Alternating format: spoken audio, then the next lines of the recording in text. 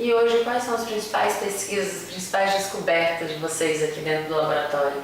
Mas, ultimamente, o nosso foco é o etanol, principalmente a produção de etanol de segunda geração. O que significa um etanol de segunda geração? O etanol de segunda geração é o etanol celulósico. O etanol de primeira geração é o etanol do caldo de cana, que é fermentado. O caldo de cana é fermentado imediatamente, a gente tem trabalho em cima disso, em como fazer com que haja a fermentação seja mais efetiva, mais rápida.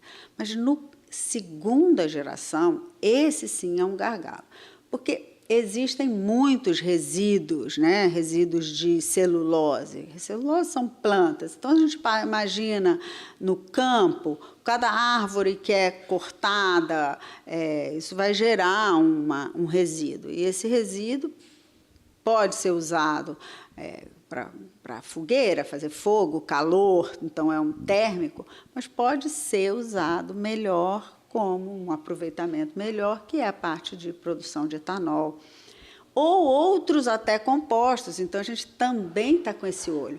Não só produzir etanol, mas outros compostos que sejam numa rota semelhante, mas que tenham até um produto com maior valor agregado.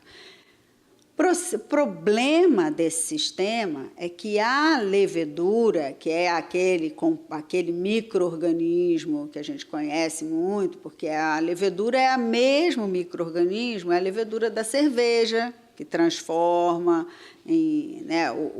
o malte em álcool. É a mesma levedura do pão, que faz com que a massa cresça, é a mesma. O problema dessa levedura é que ela não é capaz de cortar esse açúcar que está na celulose, porque ela vai usar o açúcar.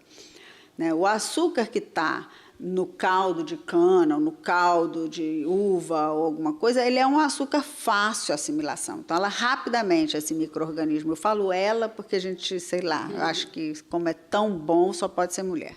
Mas não faz o menor sentido, isso é uma coisa, logicamente, minha. Mas a levedura, esse micro-organismo, que tem o nome de Saccharomyces cerevisiae, ele, então, não é capaz de pegar aquele açúcar complexo da celulose e clivar. Então, esse é um processo que tem que ser feito. Ou é feito externamente, depois já dá aquele composto, ou se coloca uma enzima, um gene, que ela vai produzir uma proteína, uma enzima que vai ser capaz de fazer isso. Nós aqui fazemos externamente esse primeiro passo. Mas quando é quebrada essa celulose, esses açúcares simples que são produzidos, a levedura também não é capaz de utilizar todos eles. Uma grande parte sim, mas outro não. Então, aí vem a outra coisa, mudar ela geneticamente, colocar genes, para que ela possa agora utilizar todos esses açúcares e produzir etanol, que é o que ela faz super bem. Essa parte ela faz super bem. O negócio é conseguir utilizar esses açúcares. Esse é um projeto que a gente tem em parceria com o grupo da Universidade de Louvain, na Bélgica, que a Bélgica é conhecida, né, pelas suas cervejas, claro, então pela sua capacidade de entender e manipular as leveduras. Então, a gente tem um projeto bom, alunos nossos já foram para lá, outros estão indo esse ano também. O professor de lá já veio aqui várias vezes, é uma boa colaboração. Então, é essa parte da levedura. E agora a gente está tentando dar novas rotas em outros compostos que não só etanol. No caso das plantas, nós temos também alguns estudos importantes, mas talvez o carro-chefe do nosso laboratório seja o mamão-papaya. Por quê? O Espírito Santo é um dos principais produtores de mamão-papaya do mundo. Mas, claro, planta, né, sofre com doenças do campo. Mas as doenças virais são não só são severas, mas não há um tratamento. Não há um tratamento. A única coisa que se tem que fazer é cortar a planta. problema é que essa doença que a gente estuda, que chama meleira do mamoeiro, e esse nome foi dado porque o fruto fica todo melado. O látex, né? O mamão tem aquele látex, o látex ele exuda naturalmente e o mamão fica todo melado. Portanto, a doença só é diagnosticada visualmente quando a planta já ficou meses no campo. Ela vai pequenininha, aí até ela chegar a dar fruto, isso ela vão ter 8 meses. Então, são meses de uso de defensivos agrícolas, mão de obra, todos os compostos, que depois aquela planta tem que ser cortada. Então, é dinheiro, muito dinheiro jogado fora.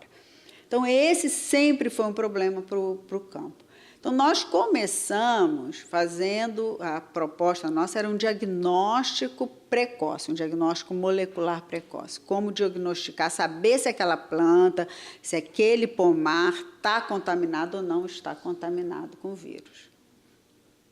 Esse foi o primeiro e nós tivemos um sucesso muito bom.